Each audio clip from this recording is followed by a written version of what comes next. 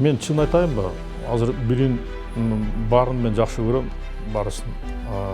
Алардын көпчүлүгүн тааныбайм деле. Ой, мага учурунда чыны менен абдан чоң ошондой күндөр болгон. Биздин шыгым бар. Кайсы бир деңгээлде саясатка да шыгым бар.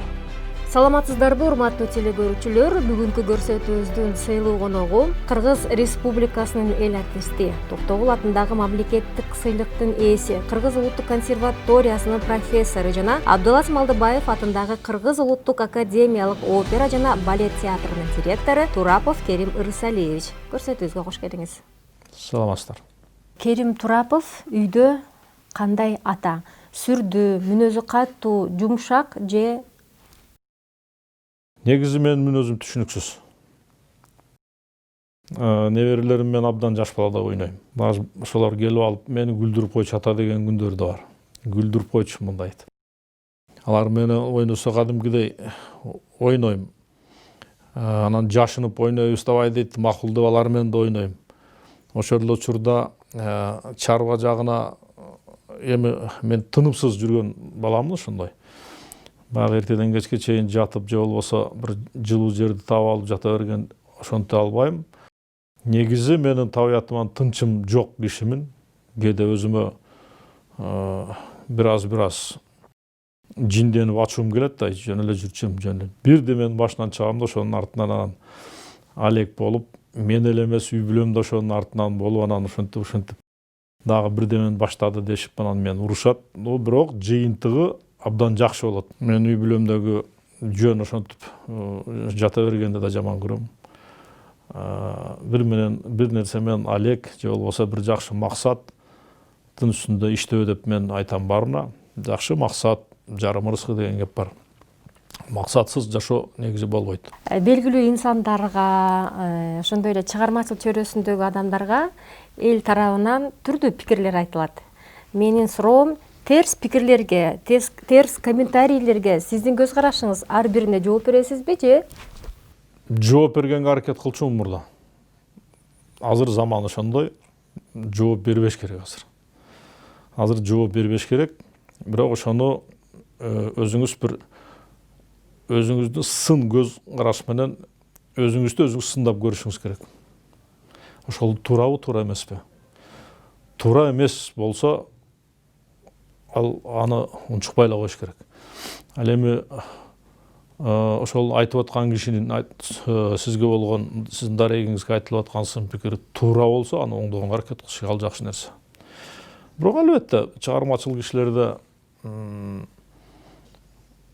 мындай бир токтолук менен кабыл алыш керек негизи, бирок көпчүлүгү анте албайт. Чыгармачыл кишилердин назиктиги да бар деп коет. Мен негизи ошол назик деген нерсеге мен башынан кошулбайм. Ошол өзүмүн назик деген нерсени жоюу үчүн өзүм мүнөзүмдү бир өзгөрткөнгө чейин барган күндөрүм болду. Өзгөртүүнү ойлогон күндөрүм болду. Анткени булар назик, буларды эчтеке келбейт колунан. Булар мык кагышты да билбейт. Буларды аялдары багат деген кептер могу жерге жеткен. Ошол себептен мен тескери иштейм барысында.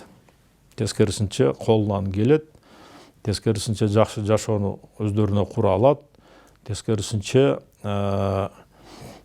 бакубат жашоо менен өз үй бүлөсүн жакшы бакубат бир турмушка жеткире алам деген ушундай бир максаттар менен жашайм. Жаштар арасында азыр сиз бүгүнкү күндө кайсыл ырчыны баалайт элеңиз? Мисалы, кээде угуп калат элеңиз ырдаган ырларын. Мен чын айтайын ба, азыр бирин барын мен жакшы көрөм, барысын. Алардын көпчүлүгүн тааныбайм деле, тааныбай деле калдык. Эми ал үчүн биздин жаштар капа болбош керек. Анткени менин табитимдеги ыр болсо мен угам. Эгер менин табитимдеги ыр болбосо мен уга албайм, ал үчүн мени күнөөлөбөш керек да. Ошол себептен мен көпчүлүгүн тааныбайм.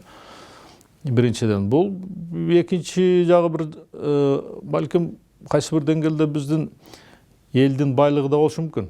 Аябай көп азыр, ырчылардын көп. Но бирок ошонун ичинен мындай бир жарып чыкканын мен айта албайм. Андай жакшы мындай балдар бар, бирок бөлүп айткым келбейт, анткени бирөө экинчисинен кем калбайт, жакшы. Ал эми мына Казактан чыккан Димаш сыяктуу ырчыларыбыз болсо мен айтмакмын. Бүгүнкү күнгө чейин ошо толкундануу сезими сизде барбы же? Мен көп улуу ырчылардын өмүр баяндарын окуган күндөрүм болду. Ошолордун ичинде жогоруда айткан Джилли деген, Каруза деген же болбосо Мария Лансы мен угуп жүргөн, ошол жакшы көргөн ырчыларымдын баарысы тең өмүрүнүн аягына чейин сахнага чыгаардын алдында ушунчалык жүрөктөрү дүкүлдөп, туйлап дегендей ушунчалык толкунданып сахнага чыгып жүрүшкөн. Биринчи жагы, экинчи жагы алардын ошол чыгармачылыкка болгон жоопкерчилиги. Бир жума калганда мен кофе ичем деп, мен уктайм, мага тоскоол болбогула сыяктуу тиги буларды баягы үнүн чыгарбастан, пайдаланбастан ушунчалык даярданып мен ырдагандарымды окуп калдык да. Ал эми биз ага барган жокпуз, андайга барган жокпуз. Буну эмне үчүн айтып атам? Ошол баягы биринчиден толкунданып такшалып калдым мен, кайсы жерде болбосун, кайсы чыгарма болсун мен ырдап коем дегенден алыс болушуп, ушу дүйнөнү дүңгүрткөн чоң ырчылар дагы такшалган эмес да. Такшалбай, толкунданып туруп далай ырчылар сахнада кете берген, жүрөгү кармап калып. Саясат же бизнес, сиз кайсынысын тандаар элеңиз да? Анан негизи эле сиз бизнеске шыгыңыз барбы? Бизнеске шыгым бар. Кайсы бир деңгээлде саясатка да шыгым бар. Бирок жалпы баягы жогорку бир деңгээлде алып караганда, албетте эки жагынан тең элге, журтка, мамлекетке пайда келтирсе болот. Албетте кыргыздын жигити болгондон кийин кой сойгонду билиш керек, аны жиликтегенди билиш керек. Абдан жакшы суроо. Мен бир жаш кезимде мектепте окуп жүргөн учурумда, жаш бир 2-3, балким 4 класстарда окуп жүргөндө, мени апам ошол бир тоок союп бер деп калган, макул соём деп, тооктун башын карап, кайра бычакты бери тартып, кайра арты кетип атканда, эмгичең могу жеримде мен бар, могу жерге бычак кирип кеткен эмес. Ошол учурдан баштап, анан мен кой берип жиберип, тоок чала союлуп, учуп, баягы качып дегенде анын артынан кууп, ушундай бир каны шыргырап жүрөт, баягындай агып. Ошондой бир күндөр болгон, аны мен дайым эстейм. Бирок өмүрүмдө ушул күнгө чейин башка эчтеке союп көрбөдүм да, кой соя албаймын да. Ал эми койду бүгүнкү күнгө чейин үйдө кан чыгарып кээде кой соебуз, бирөөнү чакырып келип сойдурабыз. Жиликтөө, аны терисин сыйрып дегендей бүт баарын жакшы билем. Башка мамлекетке барып иштөөгө сизге карата сунуштар болгонбу? Макул болот белеңиз эгер сунуш болуп калса? Ой, мага учурунда чыны менен абдан чоң ошондой күндөр болгон. Баягы жылдызың жанып турган учур бир болот экен. Москвадагы Георгиевский залда Россиянын президентский симфонический оркестрин менен ырдаган күндөрүм болду. Ельцин Борис Николаевич келип, аларга бир концерт бергенбиз. Анан ошол концерттен кийин негедир ошол жактырып калдыбы, кайсы бир деңгээлде ошол мен аткарган чыгармадан рахат алып, көңүлү көтөрүлүп кетти окшойт. Мени чакырып, экөөбүз көпкө чейин сүйлөшкөнбүз.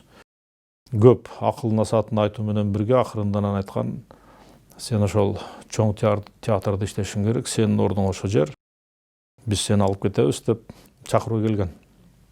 Ошол Россиянын президентинин атынан ошол кишинин тапшырмасын менен Россиянын министринен келип, бирок мен аны ошол баш тартканмын. Бул сыяктуу 2-3 жолу болду менде. Германиядан баш тарттым и Америкадан. Американын Джульярд школасына чакырылган, ага да баргам. Урматтуу телекөрүүчүлөр, бүгүнкү көрсөтүүбүздүн коногу Кыргыз Республикасынын эл артисти, Токтогул атындагы мамлекеттик сыйлыктын ээси, Кыргыз улуттук консерваториясынын профессору жана Абдылас Малдыбаев атындагы Кыргыз улуттук академиялык опера жана балет театрынын директору Турапов Керим Ырысалиевич болду. Кийинки эфирден көрүшкөнгө чейин амандыкта бололу.